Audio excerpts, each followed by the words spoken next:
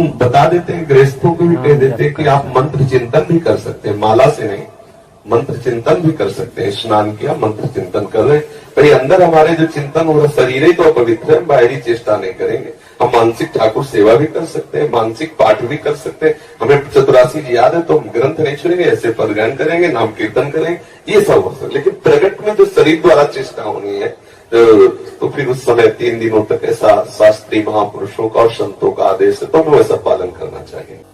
द्रौपदी जी के लिए वो उत्सव रजस्वला अवस्था में थी जब भगवान आए। भगवान ने टच करने से पहले नहीं सोचा कि रजस्वला अवस्था में है। आप और हम कौन होते हैं सोचने वाले, ये मत करो वो मत करो। तो ये बातें बनाई गई। अब यहाँ उदाहरण दिया जाएगा कि द्रौपदी जिस समय रजस्वला थी उस समय भगवान समा गए। अरे वो क्रोधित हो गए। क्या स्थिति थी द्रौपदी की उस समय? उसकी साड़ी उतारी जा रही तो भगवान ये सोचेंगे रजस्वला है, तुम्हारी कौन साड़ी उतार रहा है इस टाइम? ग्रंथ लेकर पढ़ना निषेध है। 3 दिन अपवित्र दशा में भगवत चिंतन कर सकती है, जो पाठ याद है उसको सुमिरन कर सकती है। माला लेना, ठाकुर सेवा करना, रसोई बनाना, ग्रंथ पढ़ना, ये गृहस्थ धर्म में जो माता बहनें 3 दिन अपवित्र रहती हैं, नहीं करना चाहिए।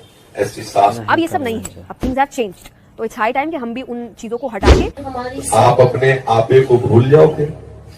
कैसे हाँ बस यही तो बात, इसीलिए तो कह रहे हैं नियम से चलोगे तो भूल जाओगी, नियम से चलोगी, बनाई हुई मर्यादा से चलोगी तो शरीर भान भूल जाओगी। और नियम। प्रिय भक्तों, स्वागत है आपका हमारे आज के इस वीडियो में।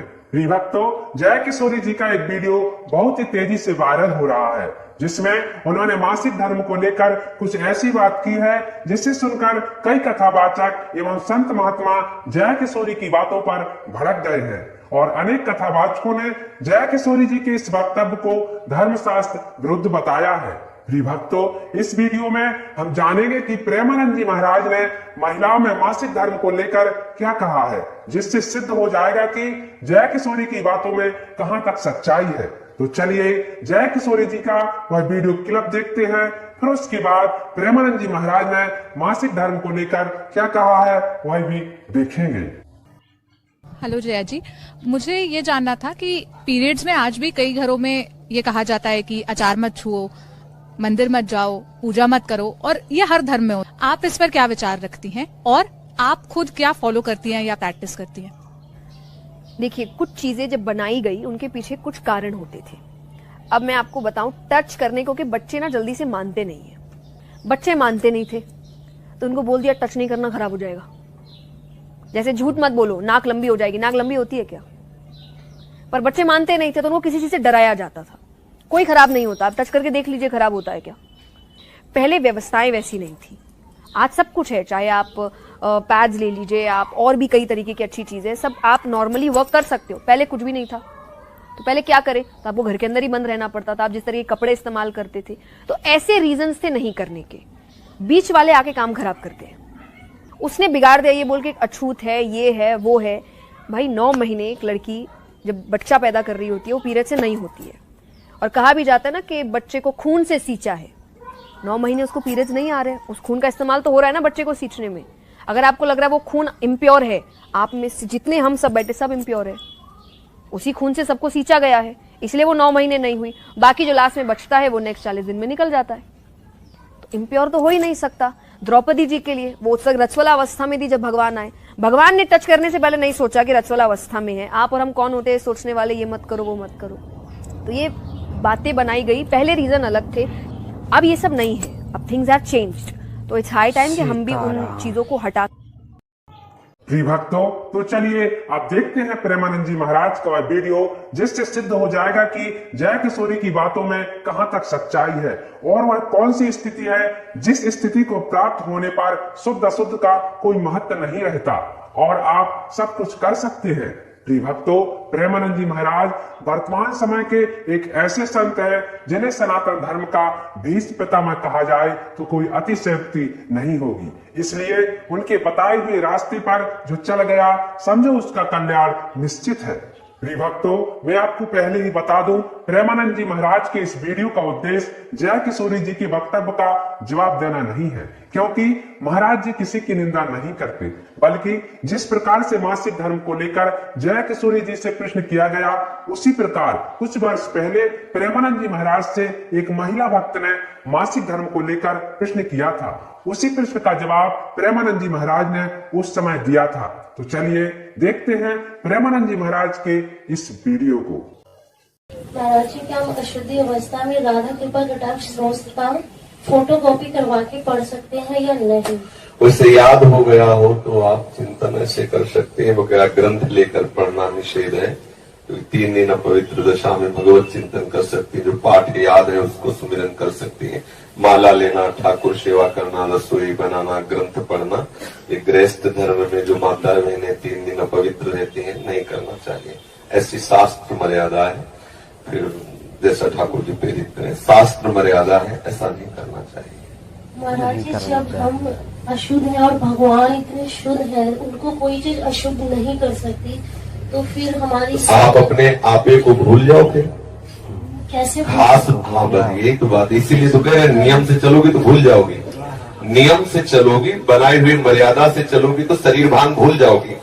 और नियम अगर विपरीत दशा में चला गया तो शरीर भाव पुष्ट होता चला जाएगा। एक खास बात है, आप एक पत्नी व्रत ले, आप उस धर्म से चले तो आपको वैराग्य हो जाएगा, आपकी वासना नष्ट हो जाएगी। दवा अगर नियम से खाओगे ना, रोग नष्ट हो जाएगा। और आप व्यभिचार करें, चाहे जितना करते चले जाए, आपकी वासना बढ़ती चली जाएगी, आपकी गंदगी बढ़ती चली जाएगी। ये नियम है वही चेष्टा। लेकिन एक पत्नी व्रत ले, धर्म पूर्वक चले तो आपको वैराग्य हो जाएगा।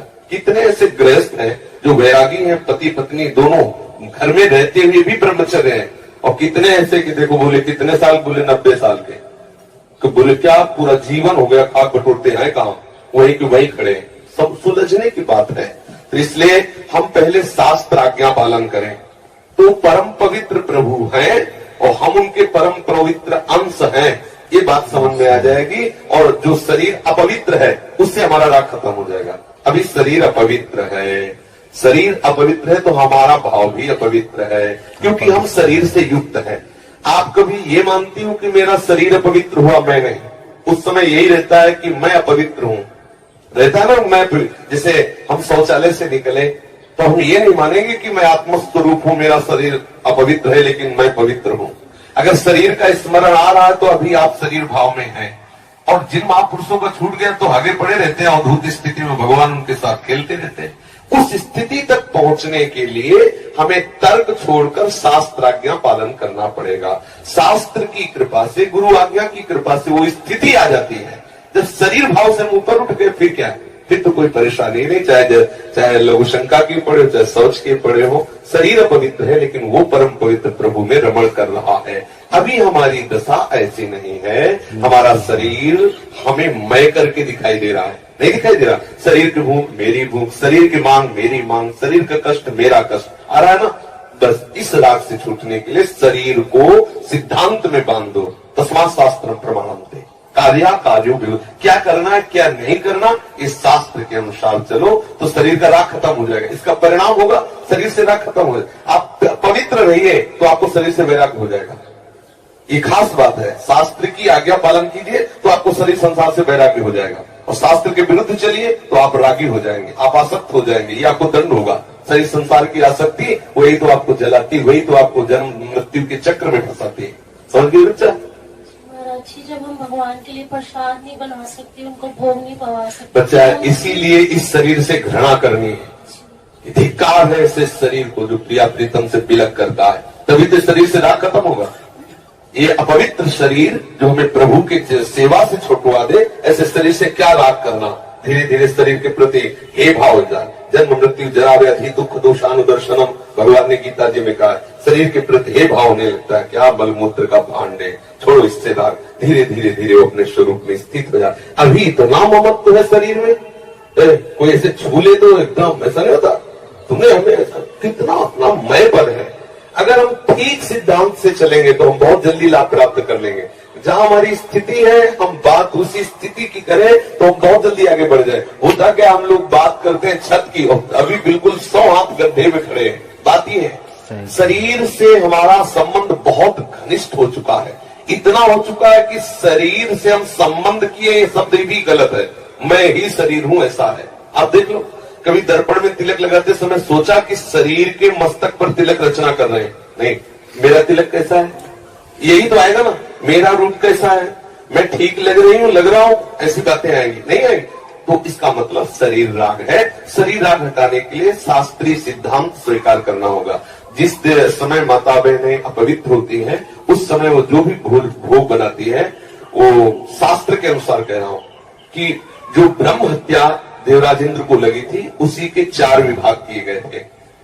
पहला विभाग स्त्री को दिया गया था और उसके साथ वरदान भी दिया गया था कि उसी अवस्था के अंतर्गत वो जब सृजन क्रिया में जाएगी तो संतान उत्पत्ति की सामर्थ्य उसको प्राप्त हो जाएगी। पृथ्वी ऊषर भूमि, जो ऊषर भूमि है, ये वो ब्रह्म हत्या का एक भाग, उसको वरदान दिया गया था, चाहे जितना गड्ढा खोद दिया जाए अपने आप भर जाएगा समय पे।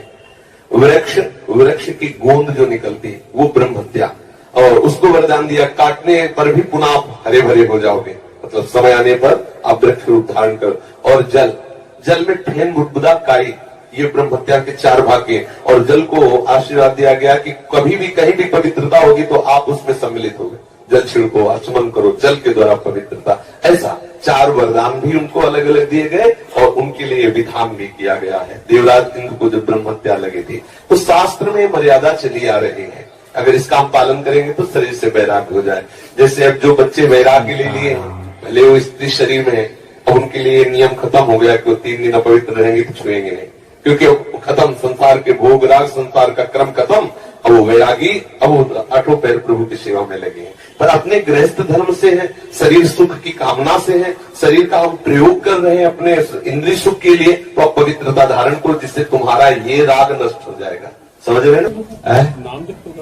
हम बता देते हैं, गृहस्थों को भी कह देते हैं कि आप मंत्र चिंतन भी कर सकते हैं, माला से नहीं, मंत्र चिंतन भी कर सकते हैं। स्नान किया, मंत्र चिंतन कर रहे हैं, भाई अंदर हमारे जो चिंतन हो रहा, शरीर ही तो पवित्र है, बाहरी चेष्टा नहीं करेंगे। हम मानसिक ठाकुर सेवा भी कर सकते हैं, मानसिक पाठ भी कर सकते हैं। हमें चतुरासी जी याद है तो हम ग्रंथ नहीं छुएंगे, ऐसे पदगान करेंगे, नाम कीर्तन करेंगे, ये सब हो सकता है। लेकिन प्रगट में जो शरीर द्वारा चेष्टा होनी है तो फिर उस समय 3 दिनों तक ऐसा शास्त्रीय महापुरुषों का और संतों का आदेश है, तो हमें वैसा पालन करना चाहिए। तो प्रिय भक्तों, अब आप जान ही गए होंगे कि महिलाओं को मासिक धर्म में क्या करना चाहिए और क्या नहीं करना चाहिए, और जय किशोरी जी का वक्तव्य पूर्णतः शास्त्र विरुद्ध है। प्रिय भक्तों, अगर वीडियो पसंद आया हो तो कृपया हमारे वीडियो को लाइक जरूर कर दें। चलते हैं अगले वीडियो में फिर मिलेंगे, जब तक के लिए जय श्री सीताराम।